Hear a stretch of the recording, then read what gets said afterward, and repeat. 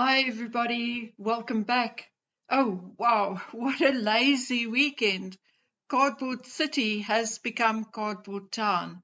And we ripped the carpet out, and now we are all staring at one another, knowing there is so much left to do, but none of us have the energy for it. We are actually laughing at each other.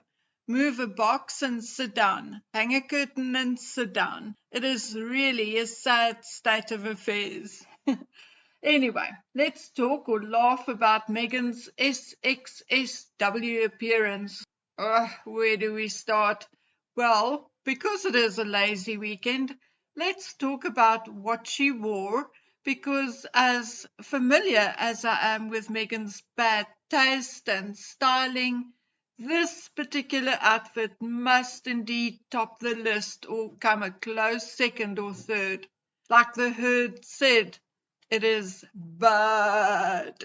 It is described as a sea salt silk set from Gulliver heritage with a subtle pinstripe pattern, and allegedly the set cost in the region of $2,000, about $970 for the blouse and about $1,050 for the skirt. Her Valentino shoes are in the region of $770, and she wore earrings worth about $700. And she looked like she was wearing my grandfather's silk pajamas after he slept in it for 2 nights in a row. So really, money wasted. By now, a couple of other channels have already spoken about what Meghan had to say, and quite frankly, she bores me so much with the same old all the time. It truly is a matter of wash, rinse, repeat, to the point where she told her dishwashing liquid story yet again.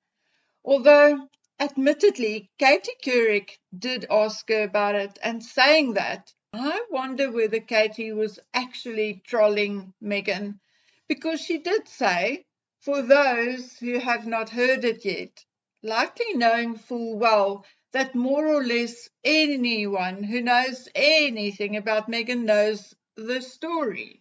What I personally found rather funny is that although Archwell Foundation had donated to the Gina Davis Institute and Mom's first report, and Meghan was on this particular panel to talk about the report, it was clear she knew little to nothing about the report. The report was more about unrealistic portrayals of motherhood on television, creating unrealistic expectations. But as always, when Meghan is involved, it has to be made a racial issue. Personally, I am totally fed up with it. Anyway, I found the entire discussion boring. There was nothing revolutionary, nothing enlightening.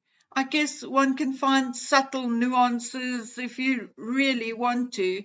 But to be honest, in this case, I think it is nothing but a waste of time.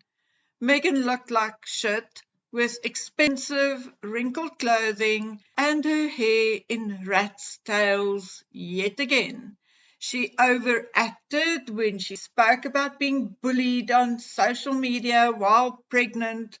I mean, with the pauses and closing her eyes in mock disbelief and all. Overacting, as always. Brooke Shields spoke about the difficulties as a young starlet in Hollywood, as expected. Katie Couric spoke about her fight for equal representation and becoming co-anchor on NBC's The Today Show, as expected. Anyway, it is clear that Meghan and Harry made this yet another 3-day trip, as it is reported that they had a date night at Soho House, Austin, the day or the night before the panel discussion, and the day after they were hanging around in local establishments and photographed at a restaurant called LA Barbecue. And in my humble opinion, Harry and Meghan are handling this trip like a fake royal tour, copying William and Catherine going into establishments, taking orders, pulling an ale, etc., etc. But yes, I'm getting bored with this behavior as well, because quite frankly, Harry and Meghan are being allowed to do this. And as I keep saying, for as long as they hold those titles and are on that website, every trip, every visit, every word they speak in public is done as representation of the monarchy. Legally and technically, there is no argument. And then, as always, like how many times before, I would like to remind you that back at the ranch, there are 2 children under 5, supposedly. I'm sure they have security and a nanny and maybe pot smoking granny, but a child needs a parent or parents. So, yes, Megan should not have been on that panel and has absolutely no right to talk about how mothers are portrayed on television, because at the very, very least, TV moms interact more with their children than she does. And that, my friends, is all I have to say about that. I shall see you soon on the next video, and right now, I have no idea what we'll talk about. So it will be a surprise for you as well as for me. Take care of yourselves, my dears, until we meet on the next one. Bye.